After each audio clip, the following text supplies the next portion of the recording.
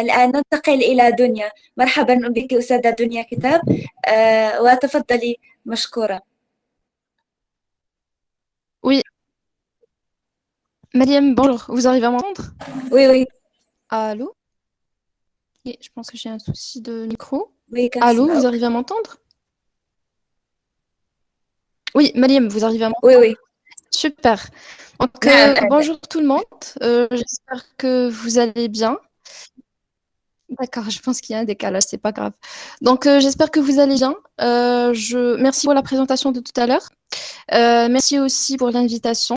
Je tiens à remercier particulièrement le président de l'association pour cet événement et aussi pour les thématiques intéressantes qui ont été déjà discutées et que par la suite ils seront développés.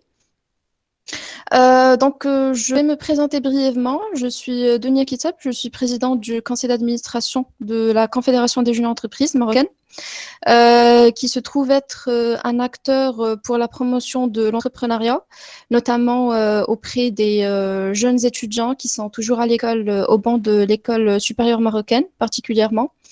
Et tout autant, nous visons toute une panoplie de profils différents et particulièrement aussi ceux des jeunes filles qui se trouvent être des jeunes étudiantes.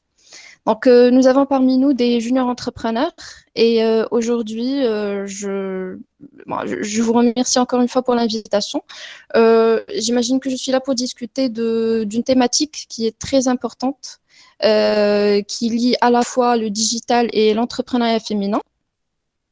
C'est un point de liaison qui est très très important vu que le digital représente aujourd'hui un secteur très prisé. C'est éventuellement le secteur qui représente le futur de toutes les économies. Et en parallèle, il y a aussi l'entrepreneuriat féminin qui représente un vecteur de développement, non seulement de développement économique, mais aussi de développement social. Donc, j'imagine qu'il serait intéressant d'essayer de cadrer un petit peu l'intervention autour des chiffres et du contexte actuel. Donc, on commencerait par lancer la discussion autour de quelques chiffres qui concernent l'état actuel de l'entrepreneuriat féminin et de son évolution au Maroc. Alors, actuellement, en termes de chiffres, nous sommes à 12,8% des entreprises qui sont dirigées par des femmes, avec un pourcentage autour de 8% de femmes dirigeantes qui apparaissent dans les grandes entreprises, respectivement avec un pourcentage de 8% dans les très petites entreprises, de 13,4% autour des PME. Donc, ce sont principalement les grands chiffres. Et en ce qui concerne les différents secteurs dans lesquels ces femmes entrepreneurs et ces femmes dirigeantes se situent, ça concerne principalement le secteur des services, le secteur du suivi du commerce, le secteur de l'industrie et puis le secteur de la construction, avec les chiffres suivants respectivement, à savoir 17,3% pour les services, 13,8% pour le commerce, 12,6% pour l'industrie et puis 2,6% pour la construction. Alors, si on remarque une chose, c'est que toutes ces femmes entrepreneurs ont aujourd'hui des caractéristiques communes, surtout en matière en ce qui concerne le profil socio-démographique, avec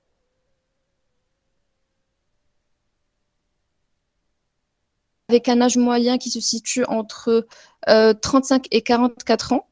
Donc, voici un point commun. Et puis, il y a aussi un autre point commun en matière de formation. La femme entrepreneur dispose généralement d'un niveau d'instruction qui est agréablement supérieur à la moyenne nationale d'instruction. Ce qui est, à mon avis, essentiel pour tout entrepreneur, surtout quand on parle d'acquisition, de tout ce qui est outils de gestion, d'aide à la prise de décision, à savoir des domaines en particulier, la comptabilité, la fiscalité, les techniques de vente, le marketing et j'en passe. Et puis aussi, il y a une autre caractéristique commune entre ces femmes entrepreneurs. Il s'agit on parle au niveau du plan d'expérience. On trouve que les femmes entrepreneurs se caractérisent par certaines spécificités, telles que le caractère qui soit fondamentalement administratif, de par leur expérience, La prédominance des aspects qui sont liés à tout ce qui est, enfin, les services dans lesquels elle exerce sont principalement liés à tout ce qui est services administratifs, secrétariat, formation, services, ce qui rejoint les domaines de compétences précités auparavant.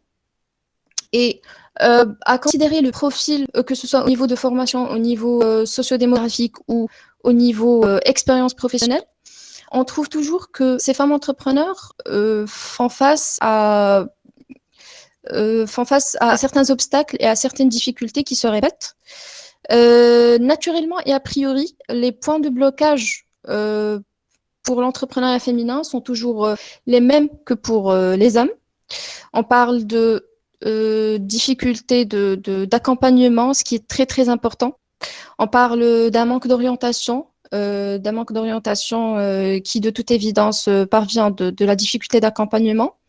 On parle d'un manque de financement des projets, on parle d'une limitation par rapport à l'accès à tout ce qui est foncier pour montage de projet, on parle à la disponibilité de l'information en soi. Aujourd'hui, on trouve pas mal d'opportunités sur le marché, mais auxquelles plusieurs entrepreneurs, avec ou sans eux, n'ont pas accès, tout simplement par manque de disponibilité d'information. Et puis il y a aussi tout ce qui concerne le système administratif et juridique. Mais ça, je pense qu'il y a des personnes aujourd'hui parmi nous qui peuvent le confirmer, qui sont déjà passées par l'expérience et qui peuvent confirmer le fait qu'il y a pas mal de problèmes juridiques qui sont liés à la lenteur et à la complexité des procédures, par exemple des procédures de création et bien d'autres. Ça, si on considère toujours les blocages de l'entrepreneuriat féminin du point de vue micro, puis si on s'intéresse du point de vue macro, et ça aussi c'est très important, on va s'intéresser à des difficultés qui sont liées au marché. C'est-à-dire que l'accès au marché en soi n'est pas toujours évident. De par les prix, enfin ça dépend de la typologie du projet à construire, mais en général il y a des difficultés qui se rapportent par exemple au prix et à la hausse des prix des matières premières. Aussi, il y a un point intéressant à citer qui concerne les principaux secteurs d'activité économique des femmes. Les femmes entrepreneurs aujourd'hui, s'ils sont dirigés vers certains secteurs en particulier, ce serait principalement tout ce qui concerne l'artisanat et les services. Et très malheureusement, les secteurs de l'artisanat et des services étaient des secteurs particulièrement impactés par la crise. Donc là, ça fait un point de blocage majeur pour les entrepreneurs femmes. Tout de même, si on s'intéresse au cadrage, en soi, de la problématique et de manière générale autour de l'entrepreneuriat des femmes. De toute évidence, les points de blocage sont généralement les mêmes que pour les hommes, sauf que, en ce qui concerne les femmes, en plus de ces points de blocage sur lesquels ils sont alignés avec les hommes, il y a tout de même une pointe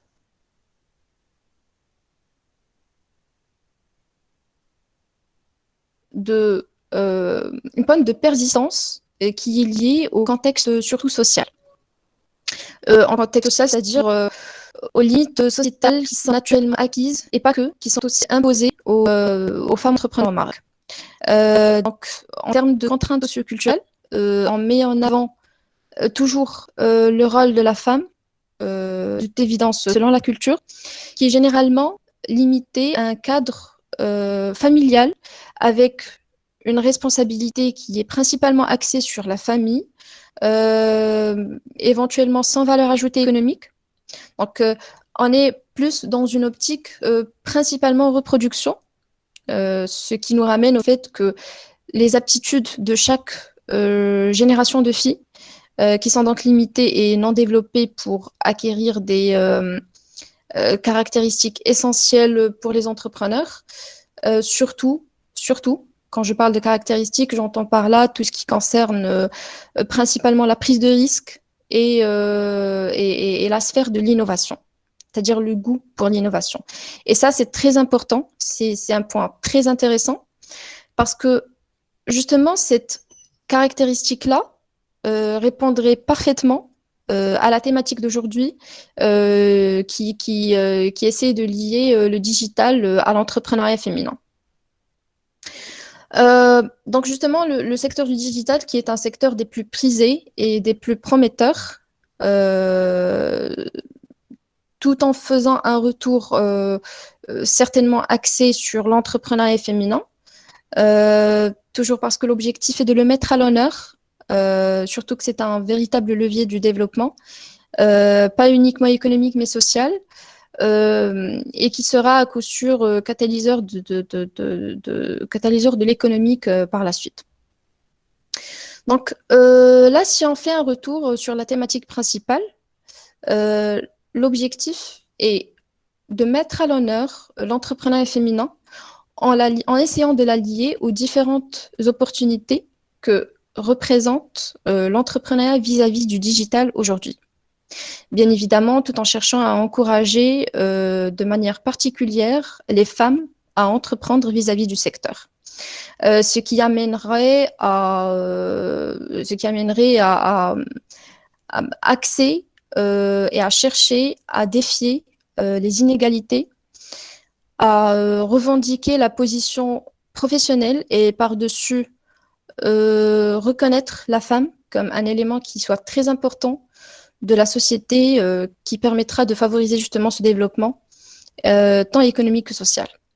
Donc vis-à-vis de ce portrait même qui servira la noble cause du vrai développement, l'entrepreneur, toujours avec un E, serait plus cette femme qui recherche l'épanouissement personnel, l'autonomie financière, la maîtrise de sa propre existence grâce à la prise en main de son propre destin et à la gestion de sa propre entreprise.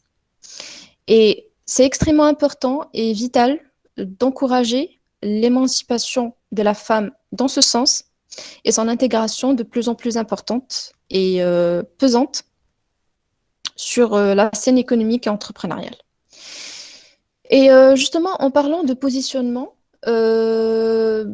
avec le nouveau gouvernement qui trace sa feuille de route et son plan d'action justement qui servira à coup sûr pour la promotion de l'entrepreneuriat féminin, que ce soit à travers un accès amélioré au financement ou à une meilleure protection sociale pour les femmes, ce qui encourage et représente par la même occasion une véritable opportunité pour ces femmes et pour les prochaines générations de femmes qui seront encouragées à faire le pas vis-à-vis des différents secteurs et des différentes activités qui s'y a à faire, afin de faire preuve justement de plus d'audace et d'aller à l'avant dans leurs différents projets entrepreneuriaux. Et en parlant de secteurs intéressants, il y en a un qui prend absolument le dessus, le sujet de notre thématique d'ailleurs, et non seulement vis-à-vis du secteur en soi, mais aussi c'est un secteur qui commence à être lié aux différents autres secteurs, de par son imposante importance, surtout après la crise sanitaire, qui nous a fait découvrir à quel point c'était élémentaire d'en faire usage. Et j'entends par là le digital. Donc, on parle du digital, on parle de l'IT, on parle aujourd'hui des différentes difficultés qui sont liées au secteur en question, qui est un secteur tout à fait existant auparavant, mais très, très, très primordial aujourd'hui, et encore, j'imagine, plus indispensable dans le futur, bien que au Maroc, ce soit un secteur qui fait et qui continue à faire tout de même face à plusieurs difficultés qui sont assez diverses. Donc là, juste après les personnes qui sont déjà adeptes du secteur, qui ont déjà investi et qui sont déjà des entrepreneurs dans le secteur, Et d'après les différentes problématiques qui sont déjà partagées dans le milieu, on cite principalement le souci de tout ce qui est offline, pardon.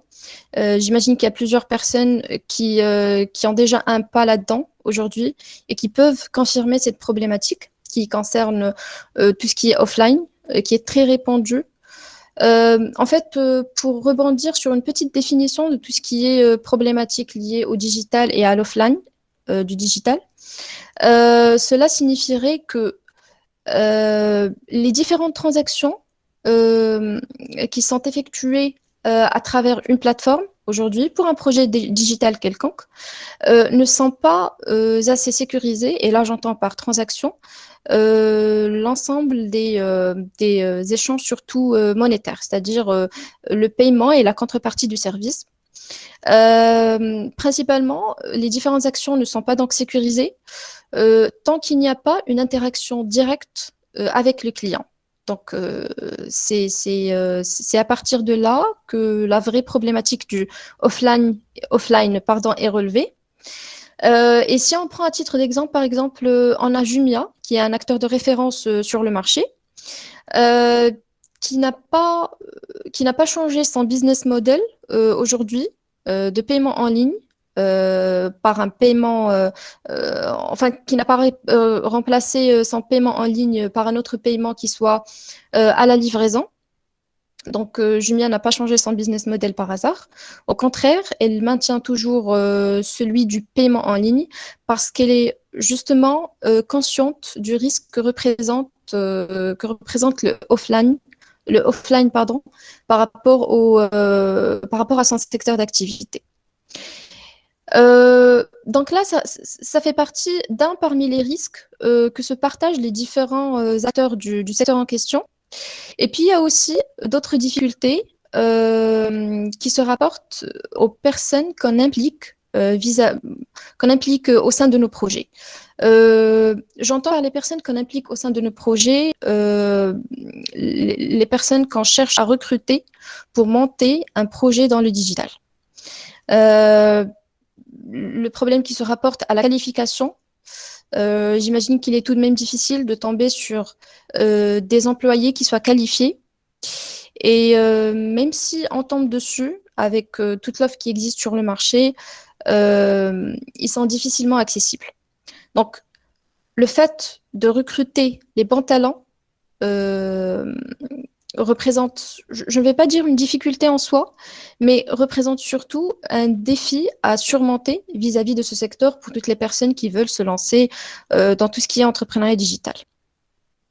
Et auprès de tous ces défis micro, il y en a d'autres qui sont aussi macro et qui concernent justement le marché, parmi eux quelques-uns qu'on a déjà cités. Mais là, je parlerai surtout de certains challenges. On parle principalement de la taille du marché, qui est présumé être assez modeste, surtout que lorsque l'entreprise décide de se lancer sur le marché local, ce qui va compromettre sa croissance, l'ampleur de sa réussite, etc. Le marché du Maroc reste quand même un marché qui soit trop petit. Donc, de ce fait, créer une entreprise juste pour le marché local n'est pas vraiment une démarche suffisante. Il faudrait sûrement par la suite envisager d'avoir des ambitions à l'international et justement pour faire fructifier le projet en question, surtout que le digital rend logistiquement le challenge beaucoup plus surmontable, surtout si on veut s'ouvrir à l'international. Et là, ça représente justement l'opportunité en soi de l'entrepreneuriat dans le digital. C'est, à mon avis, une opportunité de base qu'offre le digital aujourd'hui, avec en parallèle le grand potentiel de l'entrepreneuriat digital et justement dans ce sens, il y a pas mal d'accompagnement. Par exemple, il y a le gouvernement marocain qui a démontré son engagement vis-à-vis de tout ce qui est financier Là, on parle du renforcement des activités entrepreneuriales, surtout qu'il y a un intérêt particulier qui est penché dans ce sens. Donc, le gouvernement actuellement cherche à renforcer tout ce qui est activité entrepreneuriale qui se rapporte surtout au secteur du digital et à l'ensemble des activités qui sont associées aux différentes technologies numériques.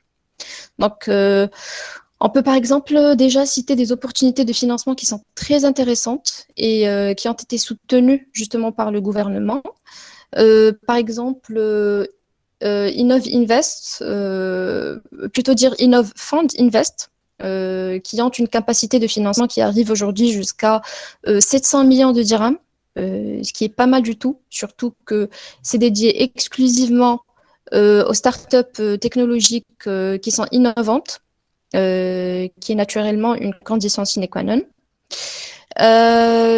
et enfin, des startups innovantes, mais tout de même qui soient alignées surtout avec la vision numérique et la stratégie du royaume dans ce sens.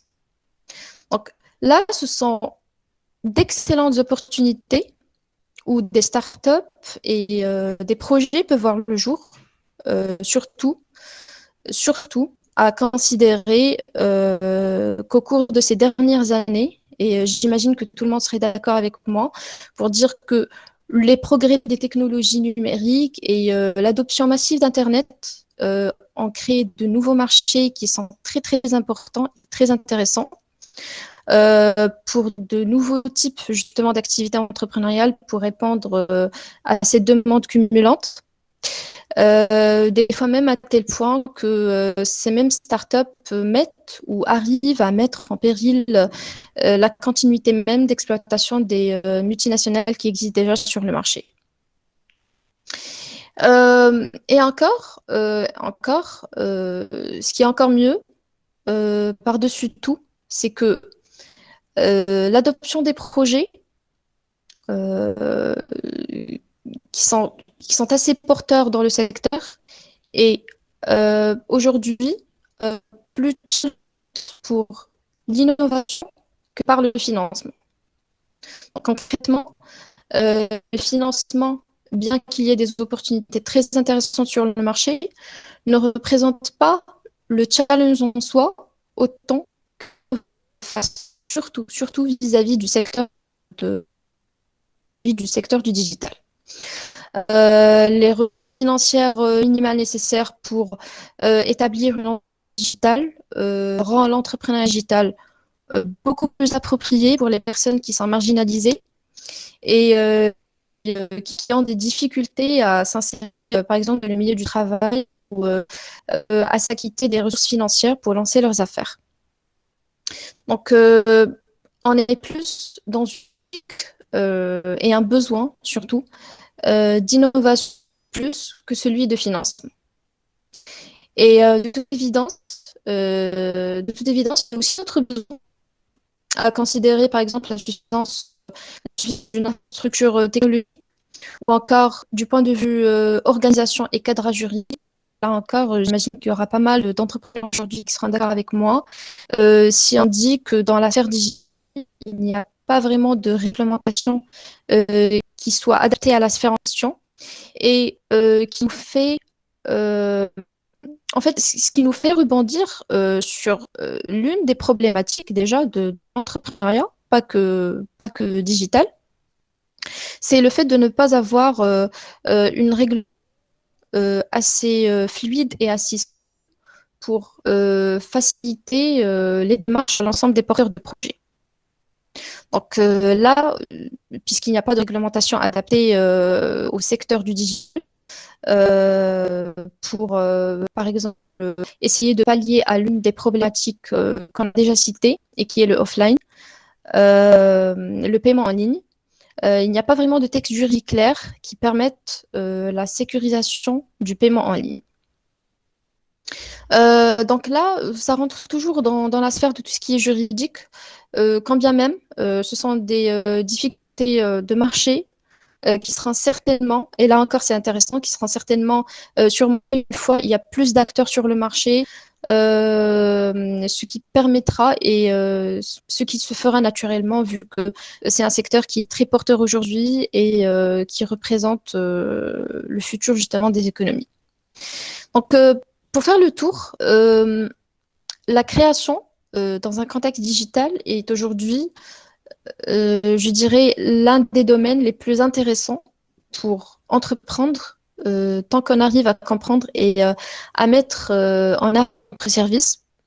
Là encore, c'est très important de le rôle majeur de l'innovation, la prise de risque, la proactivité liée à l'orientation entrepreneuriale, les compétences technologiques. Encore une fois, il faut savoir s'entourer des bonnes personnes qui sont très compétentes dans le domaine de l'IT et du digital. Et il y a aussi un autre élément clé qui est important, pas uniquement dans le secteur digital, mais dans tous les secteurs, tant qu'on veut entreprendre, c'est le fait de maintenir le bon réseau de contacts. Et puis encore, le facteur de succès le plus important selon moi reste toujours la persistance et l'engagement. Je pense qu'il faut que les femmes soient plus nombreuses à aller vers des programmes qui leur sont dédiés et qui sont personnalisés selon leur cas. À titre d'exemple, il y a un certain programme Intelaqa qui est curieusement très très prisé par les femmes. Donc là, enfin, ça fait partie de l'un des programmes qui peuvent être très intéressants euh, à s'intéresser là-dessus et à rebondir là-dessus pour éventuellement monter son propre projet entrepreneurial. Et la persistance et l'engagement, il faut toujours penser en tant que femme, d'abord, au véritable intérêt euh, à s'ouvrir sur la création de l'entreprise et à ce que ça représenterait pour les jeunes filles qui seront éventuellement les futures femmes. Et ça encore, c'est très intéressant parce que la richesse sur laquelle on va capitaliser aujourd'hui et qu'on va léguer aux futures générations, une génération Y se retrouve incroyablement adepte avec une très bonne maîtrise de tout ce qui est nouvelles technologies, représenterait de vraies et de véritables opportunités d'entrepreneuriat pour ces jeunes filles qui deviendraient futures femmes entrepreneurs au Maroc. Donc la promotion de l'entreprise au féminin n'est pas vraiment une affaire de femmes au final. C'est plus une affaire de la société où la production de ces richesses doit mobiliser tous les genres, tous les intervenants, euh, toutes les instances de décision surtout. Et justement, dans ce cadre d'ailleurs que s'inscrivent les différentes actions et les différents réseaux d'associations qui prennent en charge les actions pour œuvrer pour la promotion de l'entrepreneuriat, notamment de l'entrepreneuriat féminin, que j'encourage et que j'invite à suivre vivement. Donc, je pense que, en fait, j'ai dépassé mon temps de 4 minutes. J'espère que ce n'est pas grave.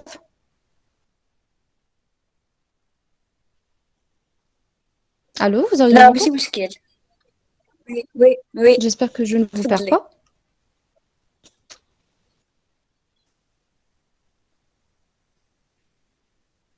Allô? Oui, oui, c'est bon. Donc, je pense que j'ai déjà dépassé mon temps de 5 minutes. Je pense aussi que j'ai fait le tour. Donc, je ne sais pas s'il y a des questions euh, ou bien des avis aussi. Je suis très ouverte à entendre les différents avis, surtout que c'est un sujet qui intéresse, c'est un sujet d'intérêt général en fait.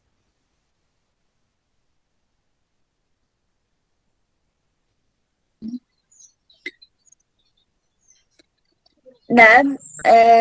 هل هناك صراحة من تساؤل أو رأي نفتح باب المناقشة لأي تساؤل أو رأي أو وجهة نظر حول الموضوع؟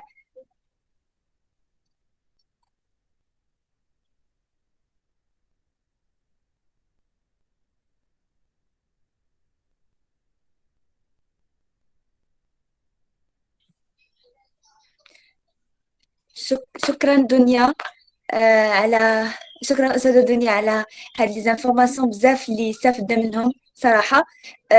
واللي أكيد غادي يساعدوا النساء باش أنهم يحاولوا ما أمكن يخليوا المشاريع ديالهم على أرض الواقع. وكما قلتي يديروا مشاركات مع يعني مؤسسات اللي تقدر تمول أو تقوم بتمويل المشاريع. هل من تساؤل لضيوفنا اليوم؟ فمرحبا بكم. مع أي تساؤل، معلومة، رأي، وجهة نظر، رأيكم في الحفل لهذا اليوم، فمرحبا بكم.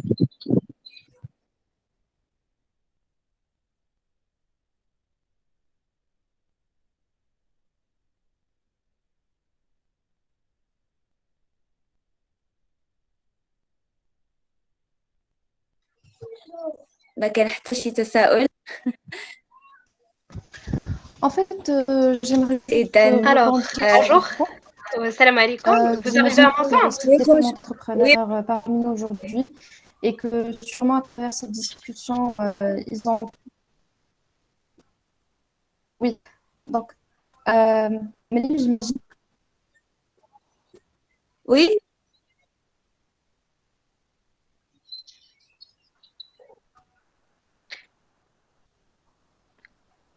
Oui, Madame Dunia, vous voulez dire quelque chose?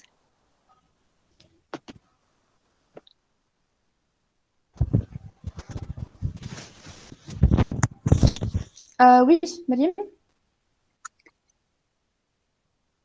Oui, Madame Dunia, oui. بغيتي تقولي شي كلمة؟ Oui, en fait, j'aimerais juste rebondir sur le dernier point, celui d'être Oui. beaucoup plus engagé et d'être beaucoup plus attentif aux différentes activités et aux différents programmes. Oui, ça fait. Je ne sais pas si je me suis fait entendre ou bien je reprends. Non, on vous entend. Hein. D'accord. Donc, ce que je voulais dire, en fait, c'est que ce serait intéressant de rebondir sur le dernier point, celui de s'intéresser aux différentes activités et aux différentes opportunités qu'offrent les différentes institutions. Là, je ne parle pas du financement, peut-être éventuellement financement, mais surtout du point de vue institutionnel. Nous avons un réseau qui est assez intéressant, qui regroupe un ensemble d'institutions, d'associations, de groupements qui défendent l'entrepreneuriat et surtout l'entrepreneuriat féminin. Donc, j'imagine qu'aujourd'hui, avec nous, il y a pas mal d'entrepreneurs, peut-être même des personnes qui, à travers ces discussions, ont été assez inspirées pour commencer déjà à cultiver une idée de leur projet futur. Donc, de ce pas, à considérer la Confédération des juniors entreprises marocaines, qui regroupe des juniors entreprises qui sont des cabinets de conseil juniors implantés au sein des écoles supérieures marocaines. J'invite l'ensemble de projets de ce réseau ou bien des autres qui suivent ces différentes interventions à s'impliquer et à participer davantage aux différentes activités et manifestations. Naturellement, ce qui concerne la CJUM, justement, il sera là à soutenir auprès de ces autres cancers associations pour accompagner ces porteurs de projets si tel est besoin. Voilà. Et merci encore pour l'invitation. Voilà.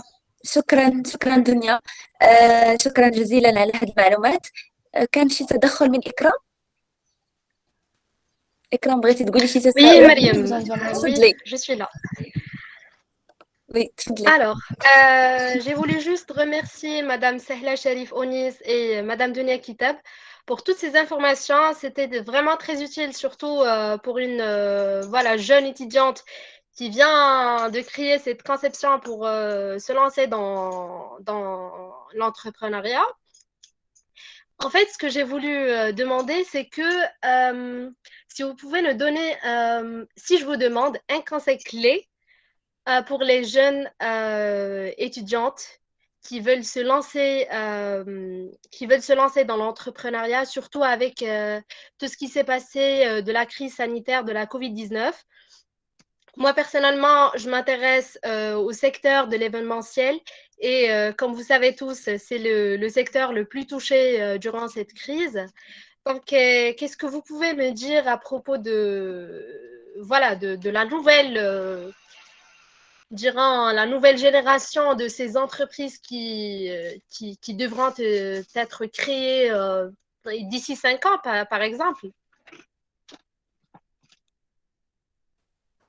En fait, Ikram, d'abord bonjour. Euh, si je devrais répondre à ta question, quels sont les conseils à donner pour se lancer pour une jeune entrepreneur?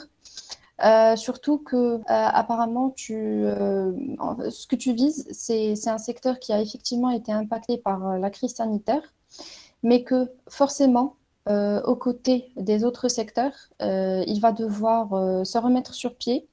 Ça, c'est absolument nécessaire parce que souviens-toi que j'imagine que ce sont déjà les bases de toute économie. À chaque fois qu'il y a une situation de chaos, il y a forcément une situation de reprise et une situation de croissance incroyable. Toujours est-il qu'il faut prendre je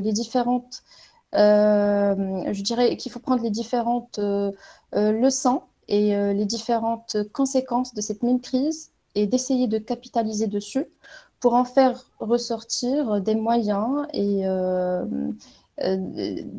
assez innovants pour pouvoir s'aligner et créer une nouvelle tendance de demande ou bien un nouveau marché qui soit intéressant.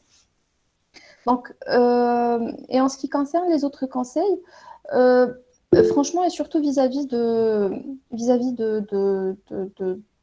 du contexte actuel, je commencerai par la dernière recommandation que j'ai donnée lors de mon intervention, c'est la persévérance, ce qui est très important, parce que, en fait, on ne naît pas entrepreneur, c'est quelque chose qui s'apprend. Et c'est quelque chose qu'on a besoin de cultiver. C'est une compétence en fait à acquérir et la compétence naturellement, ça s'acquiert à travers la montée en compétence et la montée en compétence justement, ça s'acquiert à travers le fait de chercher à toujours se développer, à toujours se former. C'est très important. Donc, dans ton domaine d'activité, sûrement, si tu fais un petit tour là-dessus, si tu fais une petite recherche là-dessus, tu trouveras certaines compétences clés à acquérir pour réussir dans le secteur dans lequel tu prévois de te projeter. Donc, ce sont des compétences à toujours chercher à cultiver. Et ça nous ramène à un autre point. On cultive nos compétences pas uniquement en restant dans notre propre bulle, mais aussi en s'alliant aux personnes qu'il faut. Quand je dis en s'alliant aux personnes qu'il faut, c'est-à-dire il faut toujours, c'est très élémentaire, il faut toujours chercher à s'allier aux bonnes personnes, à avoir le bon réseau qui va apporter une réelle valeur ajoutée à notre affaire.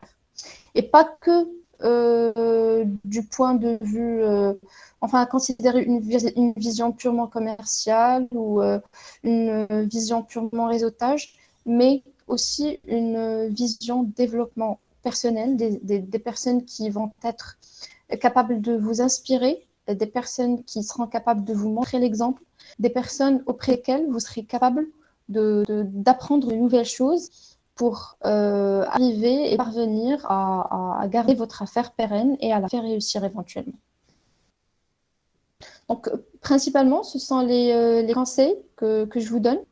Il faut aussi rester très à l'écoute du marché. Très à l'écoute du marché, c'est-à-dire rester toujours à jour par rapport à tout ce qui est par rapport à tout ce qui se passe, que ce soit vis-à-vis des acteurs, vis-à-vis des services, vis-à-vis des tendances, vis-à-vis de l'orientation du marché en général. Donc pour ma part, ce sont principalement les conseils que j'ai à donner à une jeune entrepreneur qui s'apprête à se lancer en te souhaitant tout le courage du monde. Par contre, vis-à-vis de Madame Sahla, je ne sais pas si elle a quelque chose à ajouter. Je vous en prie. Oui, تفضلي Madame Sahla. Oui, je reviens sur la question de Kram. Oui, bien sûr, je confirme toutes les conseils de Dunia. Mais moi, je vais être un peu plus dans l'opérationnel, donc puisque moi-même j'ai une carrière dans l'événementiel. Si j'ai bien compris, vous faites de l'événementiel. Je ne sais pas si vous faites de l'événementiel pour le B2C ou pour le B2B. Donc, est-ce que c'est de l'événementiel professionnel, donc organisation de congrès, de séminaires, etc. Ou est-ce que c'est de l'événementiel, c'est-à-dire organisation de cérémonies, familiales, mariages, etc. Dans tous les cas de figure, la pandémie de Covid nous a beaucoup appris à être, on a beaucoup entendu parler du mot résilient, résilience, etc. Donc, il faut trouver des idées pour adapter son business tant que possible si on veut maintenir le même créneau. Et il faut faire une réflexion sur ce que vous pouvez offrir aujourd'hui pour ce domaine-là, qui de plus en plus, bon, plus ou moins, le fait qu'il y a eu beaucoup de vaccinations, les gens sont revenus aussi à organiser des événements et à se rassembler, mais ça reste quand même assez limité en termes de nombre. Moi, je vais vous donner ce qui s'est passé au niveau des événements professionnels, donc tout ce qui est salon, congrès, etc. C'est le virtuel qui a pris la main, donc, y compris pour les salons. Aujourd'hui, il y a des plateformes qui peuvent organiser tout un salon virtuellement. Ces plateformes, et il y a un projet tunisien sur lequel j'ai moi-même travaillé, peuvent permettre des conférences en plusieurs salles, avec une salle plénière, avec des salles de workshop en live, avec des stands virtuels où on peut communiquer avec la personne qui occupe le stand.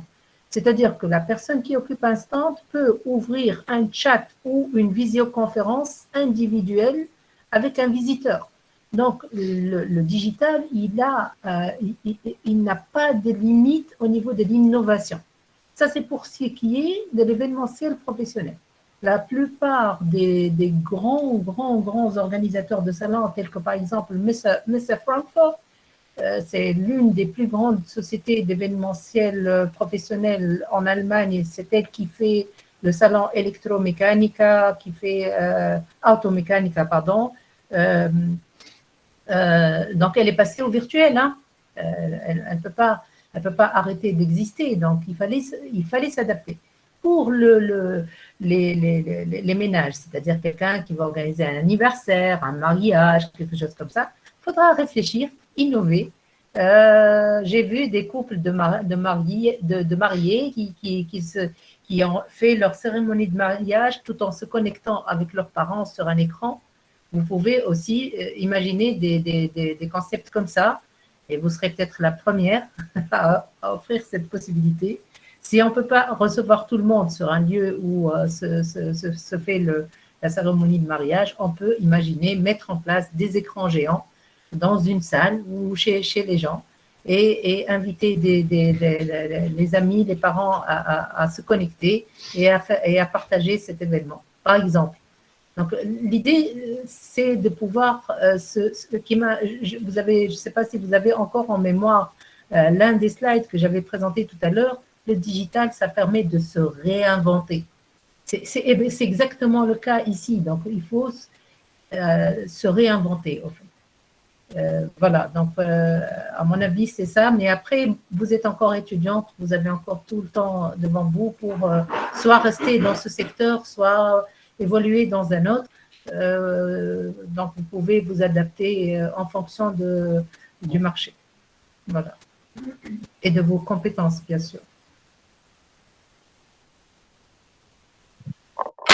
شكرا جزيلا أستاذة سهلة على هذه المعلومات. هل هناك من تساؤل آخر؟ هل هناك من سؤال أحد ضيوفنا لهذا اليوم؟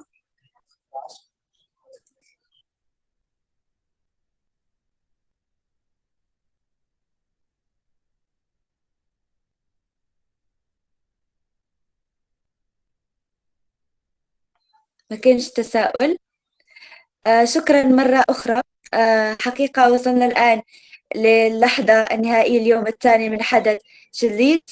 استقبلنا فيه ضيوف رائدات الأعمال وصناعة المقاولة. تحدثنا فيه عن موضوعين أساسيين، أولهما أستاذ إسماعيل. أستاذ إسماعيل بس تعطيش كلمة، تفضل.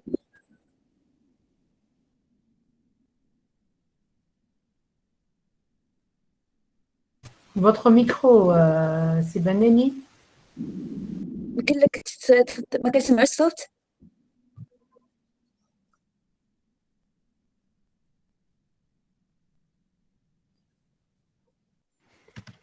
دابا مسموع؟ دابا مزيان. ميرسي. الوغ بغيت نشكر مدام سهلة ونيس، مدام سارة دوري، مدام دنيا كيساب pour leur intervention. Il était vraiment très enrichissant en matière d'information. نتمنى ان شاء الله الجمعيه نتاعنا تواصل العمل نتاعها في هذا المجال هذا، وتواصل العمل نتاعها لتقديم المعلومات للشباب والشابات في مجال المقاولة ومجال نتاع ريادة الأعمال. يعني هذا النشاط هذا كان واحد من بين مجموعة نتاع الأنشطة اللي كتنظم الجمعية، ونتمنى إن شاء الله في المستقبل يعني حنا كنحاولوا ما أمكننا نقدموا معلومات، كنحاولوا ما أمكننا نديروا دي فورماسيون، نديروا دي سيمينار، وكنتمنى حتى حنا نلقاو يعني جمعيات اللي نديروا معهم دي بارتناريا ولا مؤسسات نقدوا اننا حنا نقدموا واحد بحال الدفعه الاولى، وان شاء الله يكونوا المؤسسات اللي يعاونونا واللي يكملوا الطريق مع ديك المقاولين الشباب ومع ديك المقاولات اللي باغيين يأسسوا المشاريع نتاعهم. شكرا جزيلا مره اخرى، ونتمنى ان شاء الله نلقاكم مره اخرى في انشطه جديده بشكل حضوري ان شاء الله.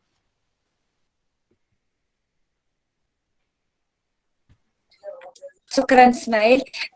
فعلا كان حدث جميل جدا وممتع وشيق. شكرا باسم جمعية ام. كان نشكر جميع الضيوف اللي كانوا معنا الان، كذلك الحضور. ما تنسوش موعد يعني الحدث شليت مازال متواصل. نضرب لكم موعدا غدا ان شاء الله مع الساعه 10 صباحا، فنناقشوا موضوع جديد مع مداخلات جديده ورائدات اعمال جدد اللي غادي يتكلموا فيه على موضوع الاعمال، وكذلك الاعمال والنساء وبعض الاكراهات التي يعني تعترض طريقهم. شكرا لكل الحضور، شكرا للضيوف المتميزات اللي شاركوا معنا الافكار ديالهم، ما بخلوش علينا المعلومات ديالهم. شكرا لكل من بقي معنا في هذه اللحظه. اي تجلس استاذه ساره. Non, juste pour vous remercier également, Shukran ou Tabarak alaikum, bravo pour l'organisation qui montre un esprit déjà entrepreneurial. J'ai envoyé les liens à Madame Khawla Al-Hajjam, je vais en envoyer d'autres aussi sur des communautés de soutien aux femmes entrepreneurs. Il y a Mentorel, Linine, etc. Donc, je vais aussi vous envoyer les liens pour ça. Et je vous souhaite le meilleur. Encore une fois, si vous avez besoin de me contacter, je suis joignable sur LinkedIn. Bon courage à tous. Merci beaucoup. شكرا أستاذة سارة مرة أخرى، ومرحبا بك مرة أخرى. Merci aussi pour l'invitation, ça m'a fait plaisir de vous connaître. Voilà, vraiment, sincèrement, je suis vraiment honorée de découvrir l'engouement des jeunes comme ça pour l'entrepreneuriat. Ça fait vraiment plaisir. Je suis fière de vous. Et pareillement, tout autant que Madame Salah, donc vous pouvez me joindre quand vous voulez. J'ai donné mon mail, vous avez mon profil LinkedIn. Vous pouvez aussi même créer des groupes WhatsApp si vous souhaitez. Monsieur Ismail, il peut s'en occuper. Je suis toujours connectée. S'il y a des questions, des personnes qui veulent poser des questions sur quoi que ce soit, sur la communication, le développement d'affaires, le digital, quand vous voulez. Je suis toujours connectée, il n'y a aucun problème. Donc, Ismail, je vous autorise à créer un groupe avec les personnes qui le souhaitent pour partager ensemble et pour échanger sur ce que ça intéresse, cette population de femmes dont je suis vraiment fière. Ça m'a fait plaisir, vraiment. Merci beaucoup pour l'invitation. Merci. Merci à vous, madame. شكرا سهلة، شكرا جزيلا، وإلى اللقاء. دمتم في أمان الله وحفظه. السلام عليكم وشكرا جزيلا مرة أخرى.